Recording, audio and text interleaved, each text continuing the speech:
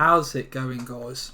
Oddly Unorthodox here, and I got a request from a subscriber earlier this morning under the name Fernie Recipe about if I could do a game with the big, the bad Nakai the Wanderer. Now, Nakai has always been a bit of a weird situation around him, and a lot of people are hesitant to use him in games, mainly because he's quite expensive and he's a giant target. If they've got any range, they can kite him. There's a lot of units in the game that can really either pin him down and just tarp hit him, or that can just straight up kite him. So I decided that if I was bringing Nakai, who I haven't used since when he came out for his original campaign, I believe, I would bring some bodyguards for him as well. So we took double Croxagore with their two-handed weapons, with some decent chevrons on our lad as well. We brought some sacred Croxagores with their beating, I don't know what you're going to call them, beating gloves. And then to make it even more special, we brought the cohort of Wattle as well. So we really took a big beating stick army. We brought the Umbral Tide and another Salamander hunting pack, some Saurus Spear with shields, some Saurus Spear with shields, two Saurus Warriors without the spears but still shielded, and obviously the guy himself, Nakai, one of the meanest looking characters in the game by far.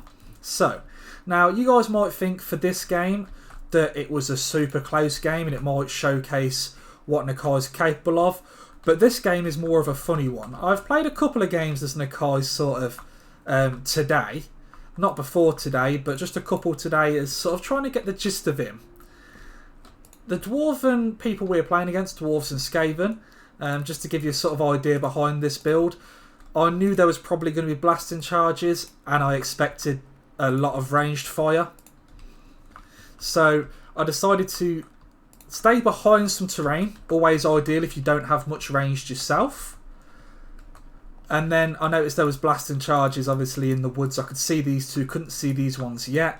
And I thought, right, we'll send the Saurus Warriors up because they might as well take the blasting charges. I don't want them on the Croxagores. And the closer we can catch them, the better.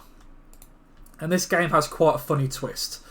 So I send both of my Salamander hunting packs round the side. He's either going to have to turn his artillery on me or he's going to have to send Summit to deal with them, because I'll just pop shots at his Slayers with them and they will demolish them. He decides, obviously my ally, the Kislev player, did go Warbear Riders, Streltsy and Kossars. He gets absolutely nailed from the get-go by the artillery. I don't know why he spawned straight up against them, but it saves him shooting at me. So the Saurus go in and they do what I line them up for. They hold their shields and they take the mining charges to the face and don't actually take as much damage as I expected them to. And you know, they managed to get into melee then, and they will beat miners quite easily in melee. You know, Saurus are quite monstrous units. We're not talking about skinks here. These are big, bad Saurus creatures. You know, 60 armour, decent melee defence. Got the shields as well. Quite a deal to try and get rid of. This is what happens, which is what I predicted would happen. He would send the Slayers to deal with me, and which I send the Salamanders two different ways. I pull the Umbral Tide this side because I want them to shoot the back of their units, and luckily the Slayers follow me here, as expected. So we take the blasting charges here as well, and we run through the trees. Don't get clogged up in fighting in the trees. You're going to give them time to artillery and set up all their firing lines. If the Croxagores, or Nakai even for that matter, gets put under too much pressure from Thunderers, this whole army is going to fold because if they take out the Croxagores, you haven't really got much left to play with. So obviously the Basilisk, you can call it the Slayers. Slayers are fast, but they're not Basilisk fast. You know, there's a good 30 difference in speed there. Just run away from them. Kite back around and then find some more Slayers to shoot at. Find some more, you know, anything to shoot at. They're quite effective. So we send the Saurus Warriors in. Now the first mistake that my opponent makes is using Ungrim to go fight the Saurus. There is no point in trying to fight the Saurus Warriors. Especially not when I've got Croxagores breaking through the lines. You know, even shooting into Saurus, he's just doing exactly what I want him to do. And what I'm doing here is I'm applying pressure. And the pressure is such an important aspect in this game, because the more pressure you apply, the dwarf player is now thinking like, oh, I need to run the Thunderers back, I need to bring things in to defend the Thunderers, I need to shuffle the artillery, you know, we're being overrun. So what do? I just use Nakai as a battering ram, I shut down that squad of Thunderers. I use these Croxagores to shut down that squad of Thunderers. And this is a mistake by me, but I soon, you know, correct it, pull that squad of Thunderers out, and we jump into this squad. That Thunderers, I'm getting my words mixed up now. These Sacred Croxagores out, and then pull straight into these Miners. See, he now is constantly, he's on the back foot, he's trying to pull Thunderers back, not realising that he's been flanked. You know, we've got Umbral Tide here who are dealing with warriors. These guys sadly get demolished in a second due to my poor macro, but you know, they're broken off. The Dwarven warriors are getting buttered. You know, the cohort Huatl are straight into the Thunderers squad. Nakai's pressuring a Thunder squad. You know, we've got two squads here breaking some Slayers, the Miners, and some Organ Guns, even though the Organ Gun's still shooting to my Salamander hunting pack. A mistake by my own. I thought I had the that Organ Gun shut down, which I didn't. So we do get some reinforcements by some Bear Riders. Always happy to take some reinforcements with Nakai. And then you see, I'm just sowing as much chaos as possible. Dwarven armies and Skaven armies especially love to set these boxes full of these firing lanes, full of these this artillery. And that's the style they love to play. So they haven't really got the mass to deal with mass Croxagores. Now, I'm not saying this Croxagore build is going to win in every game, because it's probably going to not. But using Ikit Claw to fight Nakai is not a great fight for him. You know, Nakai's tough. You know, you might think, oh, you know, Nakai's losing leadership there, but he's going to have his buffs to press again in a minute.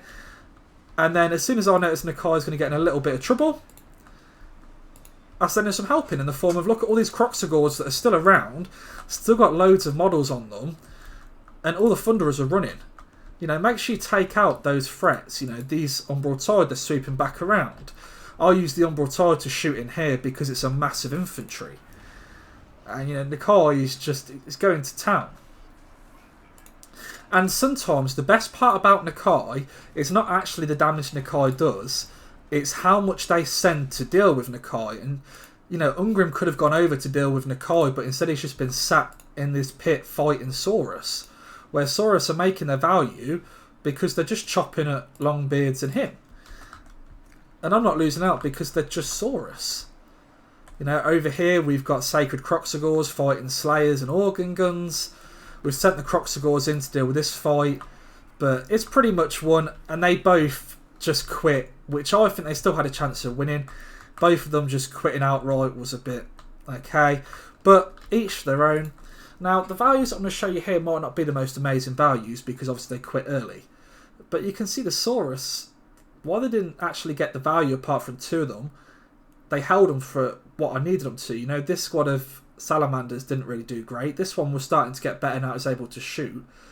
And I was quite happy with the Croxagores' performance. You know, they went in there and they broke them. And that's the good thing about Croxagores, is their mass, it's their ability to hit multiple lines. You know, if you've just got dwarfs trying to stop them, they're just going to run through them. They really are quite a unique piece. I definitely think they have their places to be used, but in some armies they're just going to get shot and die. There will be another game of Nakai coming up in a slightly different army, but I just wanted to upload this one because it was quite a funny game for me and it really showcased the strengths in the army. Thank you for watching, guys. This has been Oddly Unorthodox, and if anyone else wants to comment, or even the same person would like to comment, another lord would like to see, another race would like to see, you know, feel free to leave it in the comments and I'll get round to doing it. Thank you very much, guys.